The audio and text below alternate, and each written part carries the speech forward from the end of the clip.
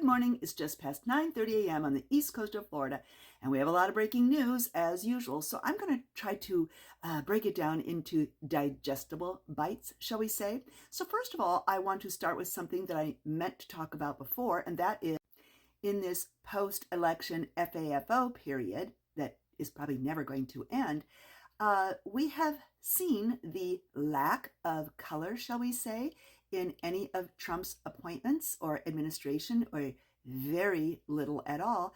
And that was so weird because, he had so many that were the groups of blacks for Trump and Hispanics for Trump.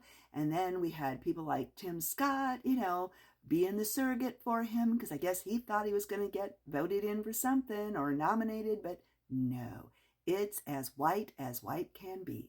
So as per usual with Trump, that bromance was a one-way street. And what I was going to remind everyone was that CBS Mornings co-host Gayle King had really sparked a lot of controversy when she questioned during Trump's inauguration, which I did not watch, but then of course saw these snippets afterward. But during that, she made a remark that was obvious, although I was surprised she said it, and she said, quote, "I do not see many people of color. Does anyone else besides me observe that?" And of course, nobody chimed into that little hot potato. And she continued and said, "I'm fascinated by why that is." Oh, come on, Gayle. You know why that is. And then Norah O'Donnell, I guess, was trying to take one for the team for CNN. She said, well, the inauguration coincided with Dr. Martin Luther King Jr. Day, so maybe some prominent black leaders were not in attendance because of the No, that isn't why, Norah. But of course, Fox News and other Trump cohorts were quick to be critical of Gayle King. And Megyn Kelly said, quote, "Gayle King on CBS is questioning why there aren't more people of color at the inauguration." Of course, I guess trying to make the point that because Gayle King is black, she was going to bring that up. And then Tony Bruno, a former ESPN sports radio talk show host, wrote on X, "Watching your morning show, which very few do," he said, "What is the racial breakdown of your staff there?" Then Aidan Kearney, a Trump backing commentator, wrote, "The fact that this is the first thing you're looking for is exactly why this guy's about to be inaugurated again." There were others, though, that supported Gayle King's point, noting that the audience was overwhelmingly white, including the high-profile figures like the tech billionaires Zuckerberg, Bezos, and Musk. Guess that golden age of America is only golden if you're male and white and rich. Anywho, more weird news. So in more of the karma section of the FAFO, we saw, of course, that right after Trump released all those violent and even the non-violent January 6, 1,500 of them, insurrectionists that attacked our nation's capital. And right away, one of them was sent immediately back to prison because there was a violation of a pew-pew type thing. And then another one in Indiana was pew-pewed himself in a confrontation with a law enforcement officer. And there have been very few details on that. But now we have a former female doctor who was not indicted or, imprisoned on any of the January 6 events, but did participate in the January 6 insurrection and, in fact, filmed herself and talked about it and bragged about it, so much so that she was then suspended from her medical license there. And so apparently things went downhill financially for her. And apparently her home was about to be foreclosed. She was going to be evicted, is what they're saying. And allegedly there was two men there, I think, serving the papers. They were not there to evict her. But she came out and there was a confrontation, and she was pew-pewed as well and is no longer alive. So I don't know. I'm not going to say anything, but karma and Mother Nature have been working overtime. Now, we also know that they had the first White House Trump briefing with his new press secretary, who is like 12. Anyway, and she was talking about the changes. They're going to make room for the non-traditional legacy media to make way for the people that Trump used to win this election. And that's, of course, social media. And many of these also were outlets that had actually been barred from being there because of misinformation and lies. And one of these was Breitbart's reporter there.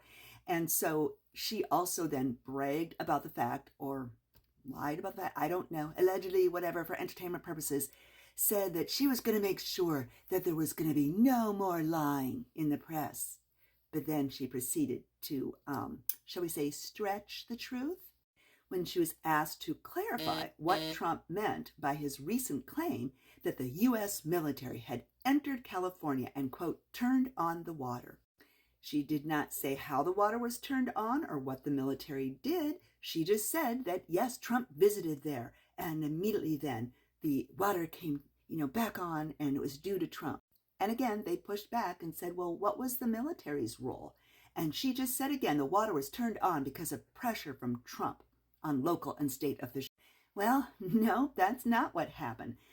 California was quick to, and everyone, by the way, even the military, said no, the military did not enter California at all. So again, because Trump said the federal government had restarted federal water pumps due to his having the U.S. military enter California, and that the water was now flowing abundantly from the Pacific Northwest. No, they had to issue on a statement on Monday saying that the federal government actually restarted the federal water pumps after they were offline for 3 days for maintenance, and that state water supplies in Southern California remain plentiful, and that no, the military did not enter California. Now, as everyone heard late yesterday, a federal court judge had temporarily stopped Trump's administration directive to halt all payments to federal grants and programs, which was devastating to everybody, again, unless you're a rich white male.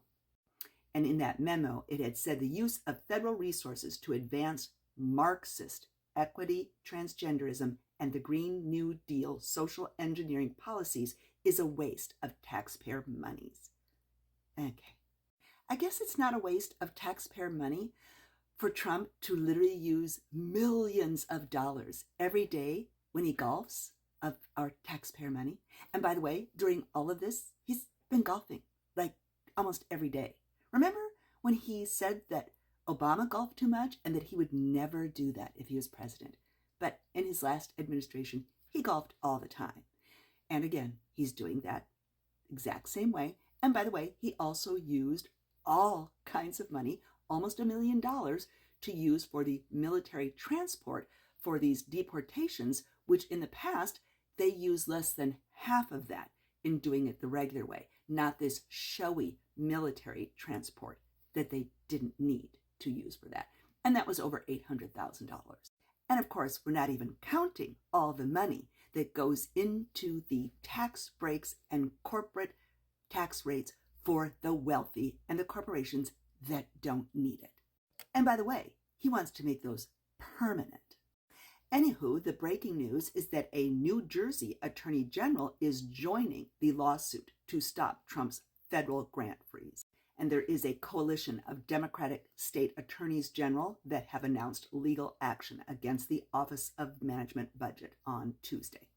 And remember, this funding is what helps places like Tennessee, North Carolina, and all the areas that were impacted so terribly by the flooding and the hurricanes. And they are still weeping for help, most of them in very red Republican mega areas, and also senior health care, Meals on Wheels, veterans benefits and health care, children's education, their Head Start programs so that parents can work, college grants and education so again, people can work, and Medicaid and more. Go to part 2. This is important. You know the drill.